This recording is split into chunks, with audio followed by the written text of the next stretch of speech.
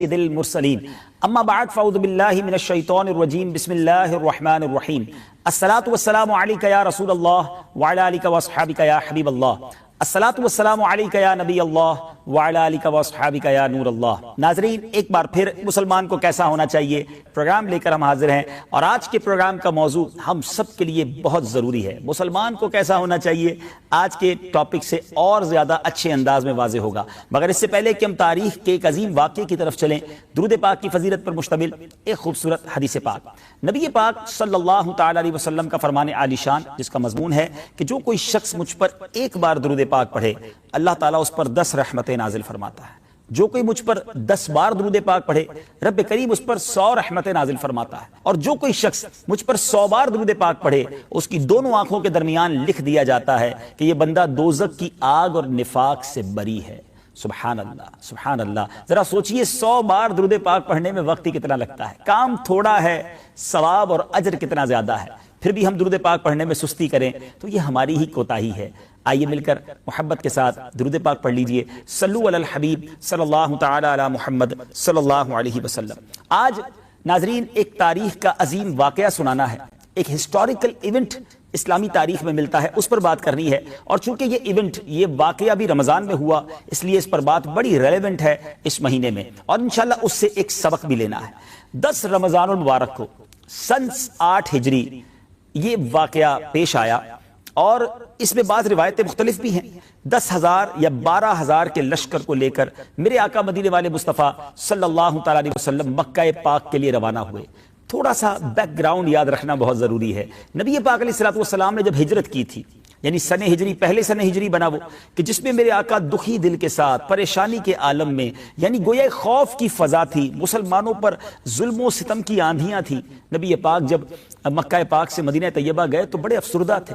53 سال زندگی کے مکہ شریف میں گزرے تھے، میرے آقا کا گھر، نبی پاک کی گویا زندگی وہاں گزری تھی، مگر وہاں کی قوم نے جس تکلیف کے ساتھ، جس کو آپ کہیے کہ ظلم و ستم کے ساتھ وہ شہر چھڑوایا تھا، وہ قلب اقدس پر بڑا ناگوار تھا۔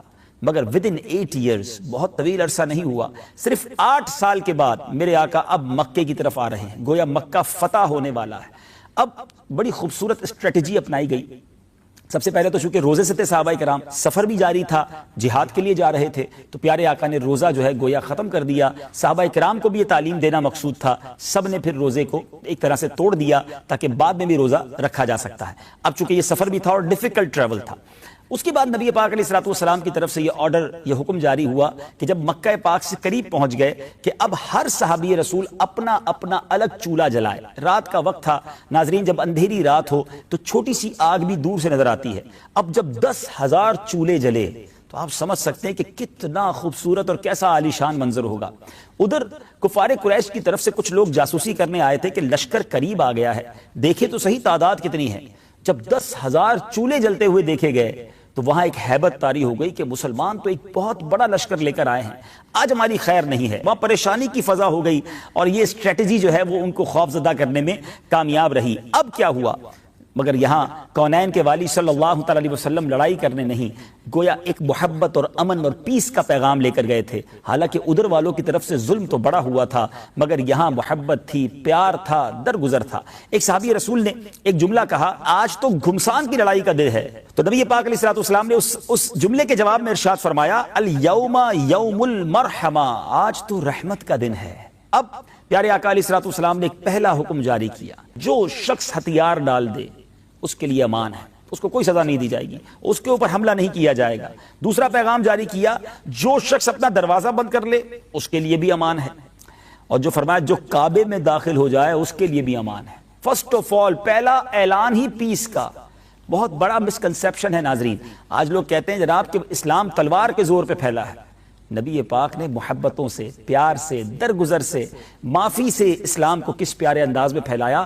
ذرا سوچئے ناظرین، کن لوگوں کے لیے معافی کا اعلان ہو رہا ہے؟ جنہوں نے اپنا شہر چھڑوا دیا، صحابہ کرام کو شہید کیا، راستے میں کانٹے بچھائے، گلے کھینچے گئے، صحابہ کرام کو تپتی ریت پر لٹایا گیا، نبی پاک کے بچوں کو، آپ کی بچیوں کو ستایا گیا، نبی پاک کے محبوب چچا حضرت حمزہ رضی اللہ تعالیٰ عنہ کو احد کے میدان میں انہی لوگوں نے تو شہید کیا، اور کس ظلم و ستم کے ساتھ شہید کیا کہ آپ کے کلیجے کو چبایا گیا۔ اتنا ظلم ہونے کے بعد بھی اعلان یہ ہے کہ دروازہ بند کر دے اس کے لیے امان۔ کعبے میں چلا جائے اس کے لیے امان، آج جو ہتھیار ڈال دے اس کے لیے امان۔ تو لوگوں نے کہا حضور ابو سفیان جو ہے وہ بڑی غیرت والا ہے، آپ اس کے لیے بھی کوئی ایسا اعلان کر دیں تاکہ اس کی بھی جو ہے کچھ عزت رہ جائے۔ تو پیارے آقا نے فرمایا جو ابو سفیان کے گھر میں چلا جائے اس کے لیے بھی امان۔ اب جناب مسلمان مکے میں داخل ہوتے ہیں، کوئی تلوار نہیں چلتی ہے، کوئی قتل و غارت گری نہیں ہوتی ہے جناب، بڑی آسانی کے ساتھ مکہ جو ہے وہ کانکر ہو جاتا ہے، گویا فتح مکہ ہو جاتی ہے۔ اللہ تبارک و تعالیٰ نے نبی پاک علیہ الصلوۃ والسلام کو اس شان و شوکت سے مکہ پاک میں داخلہ عطا فرمایا کہ تاریخ کے اوراق پر یہ سنہرے حروف سے لکھ کے جانے کے قابل ہے۔ مگر اتنی بڑی فتح ہے، مگر نبی پاک علیہ الصلوۃ والسلام کا انداز کیا ہے؟ پیارے آقا علیہ الصلوۃ والسلام جب مکے میں داخل ہو رہے تھے تو سر اقدس عاجزی کے ساتھ جھکا ہوا ہے، کر و فر والا انداز نہیں ہے۔ ام ہانی رضی اللہ تعالی عنہا کے گھر جاتے ہیں، 8 رکعت چاشت کی ادا کرتے ہیں، گھر میں سوکھی روٹیاں ہیں، تھوڑا سا سرکہ ہے، نبی پاک انہی سوکھی روٹیوں کو پانی میں نرم کر کے سرکہ ڈال کر اسے کھا لیتے ہیں، اللہ کا شکر ادا کرتے ہیں اور فرماتے سرکہ بہترین سالن ہے، جس گھر میں سرکہ ہوتا ہے اس گھر والے محتاجی کا شکار نہیں ہوتے۔ کونین کے والی ہیں، 10,000 کا لشکر لے کر آئے ہیں، مگر روٹی سادہ ہے، کھانا سادہ ہے۔ کیا سادگی ہے میرے آقا کی زندگی میں۔ شاعر لکھتے ہیں نا، کبھی جو کی موٹی روٹی تو کبھی کھجور پانی، تیرا ایسا سادہ کھانا مدنی مدینے والے، ہے چٹائی کا بچھونا کبھی خاک ہی پہ سونا، کبھی ہاتھ کا سرہانا مدنی مدینے والے۔ ذرا غور کیجئے ناظرین، یہ کیسی ہستی ہیں کہ اللہ کے حبیب ہیں، رب کے خزانوں کے مالک ہیں، مگر عاجزی انکساری اور فقر و فاقہ کی زندگی ہے۔ اور آج ہمیں تھوڑی تنگی ہو جائے، شکوے ہیں، شکایات ہیں، ارے نبی پاک کی زندگی پر تو نظر دوڑا لیں، جن کو رب نے اپنا حبیب قرار دیا مگر وہ بھی اللہ کی رضا پر راضی ہیں۔ بہرحال اب وہ تاریخی خطبہ دیا گیا، ٹرائی ٹو انڈرسٹینڈ، سامنے کون لوگ کھڑے ہیں جنہوں نے ظلم کیا ہے، جنہوں نے جفا کی ہے، جنہوں نے بہت ستایا ہے، بہت رلایا ہے، بڑا دکھی کیا ہے، ساتھیوں کو شہید کیا ہے، راستے میں کانٹے بچھائے ہیں، بڑے بڑے جفاکار، بڑے بڑے ظالم موجود ہیں۔ اب پیارے آقا علیہ الصلوۃ والسلام نے جب ان میں خطاب فرمانا تھا، جب ان سے بیان فرمانا تھا، ہو سکتا ہے ان کے دل لرز رہے ہوں، وہ سوچ رہے ہوں کہ آج ہمارے سر تن سے جدا کر دیے جائیں گے، ہماری بوٹیاں نچوا دی جائیں گی، ہم نے ان کے اور ان کے اصحاب پر بڑا ظلم کیا ہے۔ نبی پاک نے سب پر نظر ڈالنے کے بعد ارشاد فرمایا کہ بتاؤ تمہیں کچھ معلوم ہے آج میں تمہارے ساتھ کیا معاملہ کرنے والا ہوں؟ ہر شخص کانپنے لگا، لرزنے لگا، اور لرزتی ہوئی آواز سے انہوں نے کہا کہ اخن کریم و ابن اخن کریم، کہ آپ کرم والے بھائی اور کرم والے باپ کے بیٹے ہیں، یعنی آپ سے ہمیں کرم کی امید ہے۔ اللہ اکبر، کیسا دریائے رحمت جوش پہ تھا۔ نبی پاک علیہ الصلوۃ والسلام نے وہ تاریخی اعلان فرمایا، آقا فرماتے آج تم پر کوئی الزام نہیں ہے، جاؤ تم سب آزاد ہو۔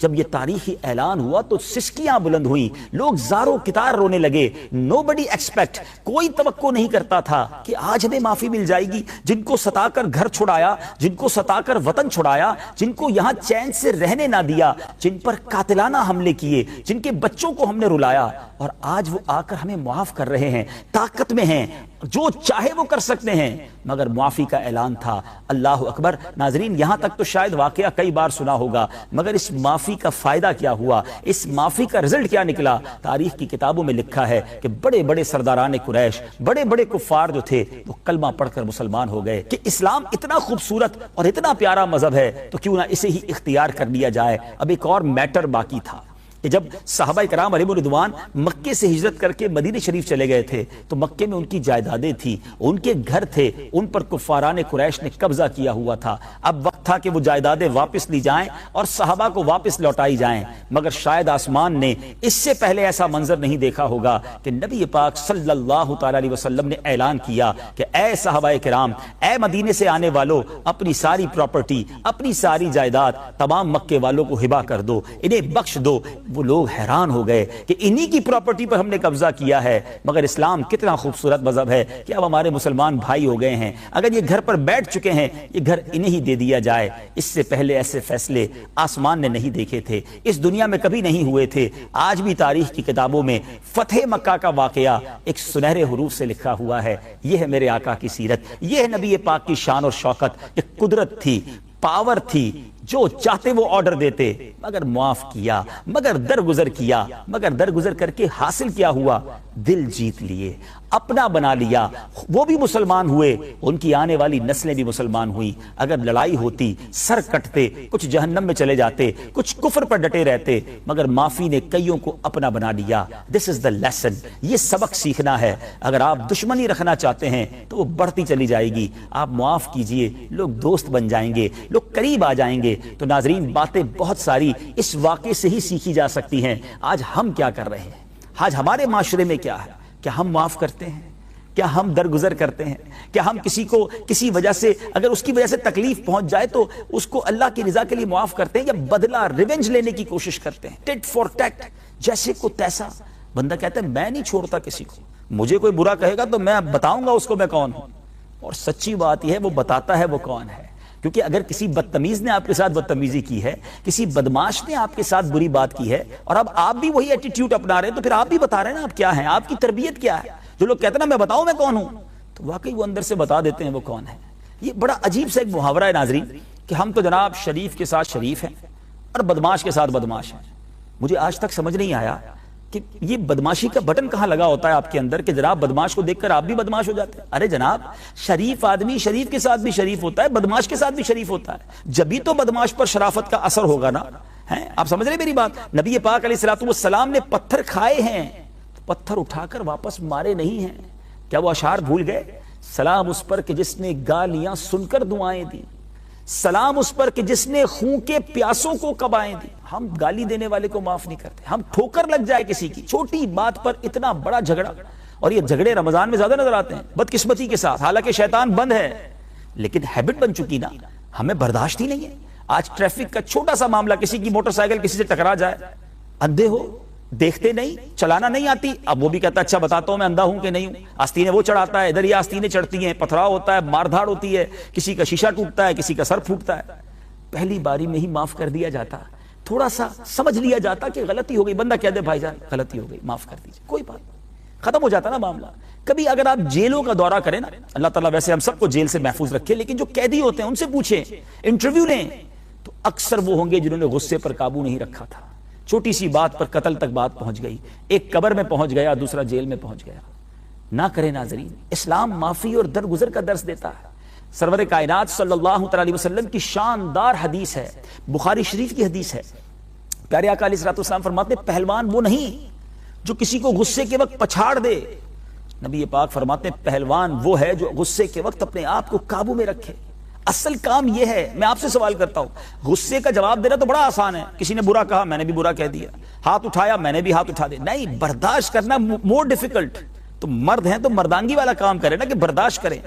لوگ سمجھتے ہیں یار میں معاف کر دوں گا تو میری عزت چلی جائے گی، نہیں ناظرین، اللہ تبارک و تعالیٰ معاف کرنے والوں کو پسند کرتا ہے، درگزر کرنے والوں کو پسند کرتا ہے۔ یہ غصہ، یہ ریونج، یہ اسلام نہیں ہے۔ چھوٹی چھوٹی غلطیوں پر جو ہم بدلہ لینے جا رہے ہیں، اسی نے تو ہمارے معاشرے میں نفرتیں پھیلا دی ہیں۔ معاف کیجئے، درگزر کیجئے، اور اس نیت کے ساتھ کیجئے کہ آج میں اللہ کے بندوں کو معاف کر رہا ہوں، رب کائنات مجھے معاف فرما دے گا۔ روایتوں کا مضمون ہے اگر معاف نہیں کرو گے تو معاف نہیں کیے جاؤ گے، اگر رحم نہیں کرو گے تو تم پر بھی رحم نہیں کیا جائے گا۔ اب سوچ لیجئے، اگر میں سمجھتا ہوں کہ جناب میں بالکل بدلہ لوں گا، نہیں چھوڑوں گا، اگر ہمارے اور آپ کے جرم پر اللہ نے ہماری پکڑ کر لی، ہمیں نہ چھوڑا، ہے کوئی چارہ؟ کدھر جائیں گے؟ اس نیت کے ساتھ معاف کیجیے، درگزر کیجیے۔ اللہ کریم جب وہ دیکھتا ہے کہ میرا بندہ بندہ ہو کر بندے کو معاف کر رہا ہے، تو کریم ہمیں بھی معاف فرمائے گا۔ آج بہت ساری فیملیاں ایک دوسرے سے دور ہیں، اسی غصے کی وجہ سے، اسی معاف نہ کرنے کی وجہ سے۔ شوہر بیوی کو معاف نہیں کر رہا، بیوی شوہر کو معاف نہیں کر رہی، ساس بہو کو معاف نہیں کر رہی، بہو ساس کو معاف نہیں کر رہی، نند اور بھاوج کا جھگڑا ہے، بھائی بھائی کا پرابلم ہے، پارٹنرز آپس میں روٹھے بیٹھے ہیں، برسوں کے دوست ہیں، مگر آج ایک دوسرے کا منہ دیکھنا گوارا نہیں کرتے۔ اکیلی رات کو وہ دوست یاد بڑا آتا ہے، شوہر کو بیوی بھی یاد آتی ہے، بیوی کو شوہر بھی یاد آتا ہے، بچے بھی یاد آ رہے ہیں، لیکن دل میں ایک آگ ایسی لگی ہے، انا کا مسئلہ بنا لیا ہے کہ جناب ایک سوری پہلے وہ کر لے، وہ ایک بار آ کر معافی مانگ لے، پھر میں چلا جاؤں گا، پھر میں دوستی کر لوں گا، پھر میں رشتہ داری جوڑ لوں گا۔ آپ سوچئے، برسوں کی رفاقت، برسوں کا پیار، برسوں کی محبت، بیچ میں ایک سوری، ایک معافی رکاوٹ بنا ہوا ہے۔ آپ سوچئے زندگی مختصر ہے، کب تک نفرتوں کے ساتھ جئیں گے؟ آپ سوری کر لینا، آپ معافی مانگ لیں. اب تو عید بھی قریب آنے والی ہے, کیا عید بھی اپنوں کے بغیر گزاریں گے؟ کیا عید بھی دوستوں کے بغیر گزاریں گے؟ ہو سکتا ہے آپ سوچ رہے ہو یار یہ کیسی بات کر رہے ہیں, میں کیوں سوری کروں, میری تو غلطی نہیں ہے. وہ بھی تو یہی سوچ رہا ہے نا, ایک کی تو غلطی ہے, چلے اس کی غلط, تھوڑی دیر کے لیے میں نے آپ کی بات مان لی, جی میں آپ سے بات کر رہا ہوں, میں نے آپ کی بات مان لی, آپ کی غلطی نہیں دوسرے کی غلطی ہے. لیکن اگر آپ معافی مانگ لیں گے تو دوستی ہو جائے گی نا, وہ محبت واپس آ جائے گی. اللہ معاف کرنے والوں کو پسند کرتا ہے. یقین کیجئے آپ کی یہ صلح کی طرف قدم بڑھانا اگر یہی مغفرت کا ذریعہ بن جائے تو اس سے بڑی تو کوئی سعادت نہیں نا. میں آپ کو ایک شاندار حدیث پاک سنانے جا رہا ہوں. جو لوگ کہتے ہیں نا یار میں کیسے صلح کر لوں, میں اس کو کیسے جناب اس سے رشتہ تو جوڑ دوں, وہ توڑ رہا ہے, اس نے ظلم کیا ہے تو میں کیوں معاف کروں. اگر آپ یہ سوچ کر بیٹھے نا, اور اگر نبی پاک صلی اللہ تعالی علیہ وسلم سے محبت ہے تو آؤ میں آپ کو آپ کے اور اپنے آقا کا فرمان سناتا ہوں. پیارے آقا صلی اللہ تعالی علیہ وسلم کا ارشاد ہے. سیدنا ابو ہریرہ رضی اللہ تعالیٰ عنہ اس حدیث کے راوی ہیں. نبی پاک صلی اللہ تعالی علیہ وسلم فرماتے ہیں 3 باتیں جس شخص میں ہوں گی اللہ تعالیٰ قیامت کے دن اس کا حساب بہت آسان طریقے سے لے گا اور اس کو اپنی رحمت سے جنت میں داخل فرمائے گا. ذرا سوچئے انعام کتنا بڑا ہے.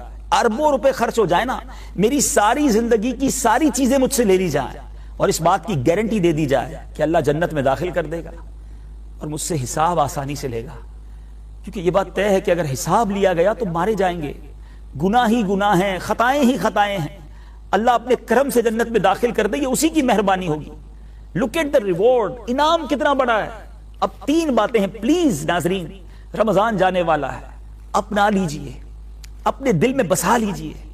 3 باتیں کیا ہیں؟ پیارے آقا فرماتے ہیں جو تمہیں محروم کرے تم اسے عطا کرو.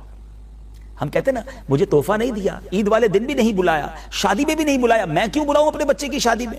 جو تمہیں محروم کرے تم اسے عطا کرو. میں نے ایسا نہیں بننا, میں اپنے آقا کا غلام ہوں, مجھے اسلام پر عمل کرنا ہے, میں بلاؤں گا, میں تحفہ دوں گا. وہ نہیں مسکراتا مجھے دیکھ کر, میں مسکراؤں گا, مجھے جنت میں جانا ہے, میرا حساب آسانی سے لیا جائے, میری یہ تمنا ہے.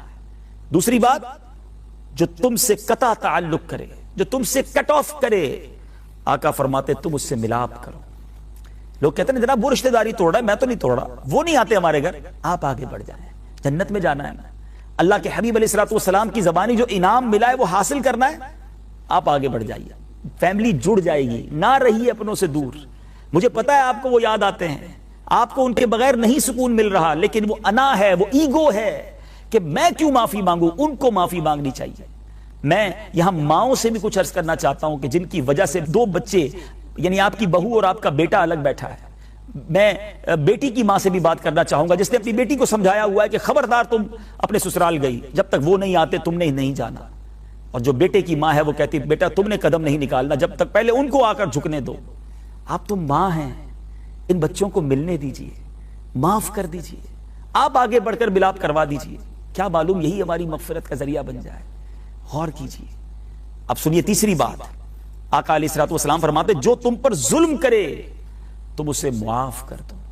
ظلم کرنے والے کو بھی معاف کرنے کا کہا. ہم تو غلطی بھی معاف نہیں کرتے, بائی مسٹیک پیر پہ پیر رہ گیا ہے پھر بھی گالی نکالنی ہے. بائی مسٹیک بائک چلاتے چلاتے کسی کو اسکریچ لگ گیا, ہم فوراً لڑنے کے لیے تیار. ظلم کرنے والے کو اسلام کہتا ہے معاف کر دو, اور ہم مسٹیک معاف کرنے کے لیے تیار نہیں ہوتے, اور اسی وجہ سے نفرت ہے. یہ اسلام نہیں ہے. خدا را میں نے آپ کو فتح مکہ کا واقعہ سنایا, امیجن کرنے کی کوشش کرے. کوئی اگر ہمارے چچا کو اس طرح شہید کرے, کوئی ہمارے بچوں کو جناب زد و کوب کرے, کوئی راہ میں کانٹے بچھائے, کوئی نماز نہ پڑھنے دے. صحابہ قرآن پڑھتے تھے تو یہ لوگ مارتے تھے, اذان دیتے تھے تو لہو لہان کر دیتے تھے.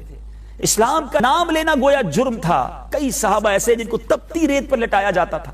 حضرت خباب کے بارے میں آتا ہے کہ ان کی پیٹھ جلتے کوئلوں پر انہیں لٹایا جاتا, ان کی پیٹھ سے چربی نکلتی تھی اور وہ کوئلے اس سے بجھتے تھے, اور پیٹھ پر کوئلے کے جلانے کے نشانات تھے. اتنا ظلم, پھر بھی معاف کیا, پھر بھی اپنا بنا لیا. اور اسی نبی علیہ الصلوۃ والسلام کا کلمہ پڑھنے والا کہے میں نہیں کرتا کسی کو معاف. نہیں جناب, میں اب بتاؤں گا, میں بدلہ لوں گا. ہماری بدقسمتی ہے کہ کئی قومیں وہ ہیں ہمارے وطن پاکستان میں جو مسلمانوں کا ملک ہے, جو اپنے بچوں کو ٹرین کرتے ہیں کہ بڑے ہو کے بدلہ لینا ہے, اور اس کے چکر میں کئی خاندان کے خاندان تباہ ہو رہے ہیں. اگر کسی نے کسی سامنے والے خاندان نے آپ پر ظلم کر ہی دیا ہے تو ختم کرے لڑائی کو, ختم کرے اس دشمنی کو. کب تک لڑتے رہیں گے؟ اللہ کی رضا کے لیے معاف کر دو، ہاتھ ملا لو۔ اگر ان کے والدین میں کسی سے غلطی ہوئی ہے تو ان کے بچوں کو کیا قصور ہے؟ مگر نسلیں لڑ رہی ہیں آپس میں کہ باپ دادا نے غلطی کی تھی۔ پلیز، یہ اسلام نہیں ہے۔ اللہ کرے دل میں اتر جائے میری بات۔ آج یہ نیت کر لیجئے ناظرین، پلیز ابھی فون اٹھائیے۔ آپ کو لگتا ہے کہ واقعی ہماری رشتہ داری ٹوٹی ہوئی ہے، میں نے اپنے دوست سے دوری کی ہوئی ہے، میں فلاں سے بدلہ لینے کے لیے دل میں ریونج رکھا ہوا ہے، بس اللہ کی رضا کے لیے معاف کر دیں۔ ہو سکتا ہے آپ جب فون کریں، آپ ان کے پاس جائیں تو وہ آپ کے مزاج کے خلاف بات کریں، آپ نے صبر کرنا ہے، لڑنا نہیں ہے۔ آپ کو یہ لگے گا یار میں اچھی نیت سے آگے بڑھا اور یہ پھر بھی لڑ رہا ہے مجھ سے، غلطی اس کی پھر بھی مجھے بول رہا ہے، کوئی بات نہیں، میرا رب دیکھ رہا ہے کہ میری نیت کیا ہے۔ اللہم انک عفو کریم تحب العفو فاعف عنی، یہ پڑھتے ہو نا دعا شب قدر میں، کیا دعا ہے معنی پتا ہے؟ اللہم انک عفو، کہ اللہ تو معاف کرنے والا ہے، تحب العفو، معافی کو پسند کرتا ہے، فاعف عنی، مجھے بھی معاف کر دے۔ اس نیت سے معاف کرو کہ اللہ میں نے بندوں کو معاف کیا تو مجھے معاف کر دے۔ یقین کیجئے جب وہاں سے معافی ملی تو بیڑا پار ہو جائے گا۔ اللہ کرے دل میں اتر جائے میری بات۔ آگے چلتے ہیں اپنے پروگرام کے ایک سیگمنٹ کی طرف جس کا نام ہے فیضان رمضان۔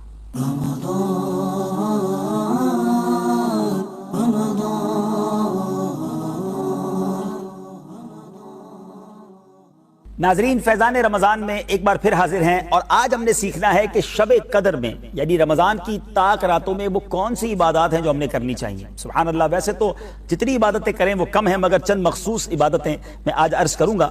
یاد رہے کہ بعض بزرگان دین، مفسرین اور محدثین کا شب قدر کے تعین میں اختلاف ہے کہ کون سی رات شب قدر ہوتی ہے، مگر بھاری اکثریت کی رائے یہ ہے کہ رمضان المبارک کی 27ویں شب ہی شب قدر ہے۔ سید الانصار، سید القراء حضرت سیدنا ابی بن کعب رضی اللہ تعالیٰ عنہ کے نزدیک 27ویں رمضان ہی شب قدر ہے۔ اچھا، یہاں پر ایک بڑی خوبصورت علماء کرام نے دلائل بیان کیے، خاص طور پر شیخ عبدالحق محدث دہلوی رحمۃ اللہ تعالی علیہ فرماتے ہیں کہ لیلۃ القدر میں 9 حروف ہیں، بڑا انٹرسٹنگ ایک ان کا کلیہ ہے، اور یہ کلمہ سورہ قدر میں 3 مرتبہ آیا، انا انزلناہ فی لیلۃ القدر وما ادراک ما لیلۃ القدر لیلۃ القدر خیر من الف شہر۔ 3 بار لیلۃ القدر آیا، اور ایک بار لیلۃ القدر کو اگر غور سے دیکھیں تو 9 حروف ہیں، 9 ملٹیپلائی بائی 3 یہ 27 حروف بنتے ہیں۔ تو یہ اشارہ ہے جو شب قدر ہے وہ 27ویں رات ہے، اور آپ فرماتے ہیں اس سورہ مبارکہ میں 30 کلمات ہیں، یعنی 30 کلمات ہیں پوری سورہ قدر میں، اور 27واں کلمہ ہیا، یعنی یہ ضمیر ہے جو عربی کو کچھ جانتے ہیں کہ یہ ضمیر یہ اشارہ ہے لیلۃ القدر کی طرف۔ تو گویا اللہ تبارک و تعالیٰ کی طرف سے نیک لوگوں کے لیے اشارہ ہے کہ رمضان شریف کی 27ویں شب ہی شب قدر ہوتی ہے۔ بہرحال جو بھی رات ہو، برکت والی رات ہے، 5 راتوں میں عبادت کرنی چاہیے، 27ویں شب کو زیادہ فوکس کرنا چاہیے۔ نبی پاک علیہ الصلوۃ والسلام نے فرمایا، آپ اسکرین پر یہ وظیفہ دیکھ رہے ہوں گے، جس نے لا الہ الا اللہ الحلیم الکریم سبحان اللہ رب السماوات السبع ورب العرش العظیم 3 مرتبہ پڑھا تو اس نے گویا شب قدر حاصل کر لی۔ تو بہتر تو یہ ہے کہ ہر رات ہی 3 مرتبہ یہ پڑھ لینا چاہیے، مگر رمضان کی طاق راتوں میں اس کو پابندی کے ساتھ پڑھنا چاہیے۔ اچھا، ویسے آپ پوری رات اگر عبادت کا ثواب کمانا چاہتے ہیں تو ایک خوبصورت روایت یہ ہے کہ اگر بندہ عشاء کی نماز باجماعت پڑھ لے اور فجر کی نماز بھی باجماعت پڑھ لے تو اسے پوری رات عبادت کرنے کا ثواب ملتا ہے۔ تو خاص طور پہ ان راتوں میں یہ دونوں نمازیں باجماعت پڑھنی ہیں۔ اور پھر ام المومنین حضرت سیدتنا عائشہ صدیقہ رضی اللہ تعالی عنہا نے نبی پاک سے عرض کی، ترمذی کی حدیث ہے کہ یا رسول اللہ صلی اللہ تعالی علیہ وسلم، اگر مجھے شب قدر کا علم ہو جائے تو میں کیا پڑھوں؟ پیارے آقا علیہ الصلوۃ والسلام نے فرمایا، اس طرح دعا مانگو، اللہم انک عفو کریم تحب العفو فاعف عنی، اے اللہ بے شک تو معاف فرمانے والا ہے اور معافی دینا پسند کرتا ہے، لہٰذا مجھے بھی معاف کر دے۔ تو یہ دعا جتنا ہو سکے طاق راتوں میں آپ نے اس کو پڑھنا ہے، سبحان اللہ۔ اور شب قدر کے نوافل بھی سن لیجئے۔ ویسے تو تفسیر روح البیان میں حضرت سیدنا اسماعیل حقی رحمۃ اللہ تعالی فرماتے ہیں کہ جو شب قدر میں اخلاص نیت سے نوافل پڑھے تو اس کے اگلے پچھلے گناہ بخش دیے جاتے ہیں. تو جتنے ہو سکے نوافل پڑھیں. بعض بزرگان دین اس عشرے کی ہر رات میں 2 رکعت نفل شب قدر کی نیت سے پڑھا کرتے. تو سبحان اللہ، اور ہر رات 10 آیات اس نیت سے پڑھ لے تو علماء کہتے ہیں وہ بھی اس کی برکت اور ثواب سے محروم نہ رہے گا. تو 10 آیات کی تلاوت ہو جایا کرے. سبحان اللہ. نوافل ویسے ہی رمضان کے آخری عشرے میں زیادہ پڑھیں. حضرت سیدنا انس بن مالک رضی اللہ عنہ فرماتے ہیں ایک بار جب ماہ رمضان آیا تو نبی پاک علیہ الصلوۃ والسلام نے فرمایا تمہارے پاس یہ مہینہ آیا ہے جس میں ایک رات ایسی بھی ہے جو 1000 مہینوں سے بہتر ہے. جو شخص اس رات سے محروم کر دیا گیا گویا وہ تمام کی تمام بھلائی سے محروم رہ گیا، اور اس کی بھلائی سے محروم نہیں رہتا مگر وہ شخص جو حقیقتاً محروم ہے. اللہ ہمیں محروم نہ فرمائے، اس رات کی برکت عطا فرمائے. تو خوب تلاوت میں، خوب نوافل میں، خوب ذکر اللہ میں اللہ سے دعائیں کرتے ہوئے رمضان کی تاک راتوں کو گزاریے. اللہ مجھے بھی اور آپ کو بھی شب قدر کی برکت عطا فرمائے. انشاءاللہ اگلے پروگرام ایک مسلمان کو کیسا ہونا چاہیے میں آپ سب سے ملاقات ہوگی. صلو علی الحبیب صلی اللہ تعالی علی محمد صلی اللہ علیہ وسلم.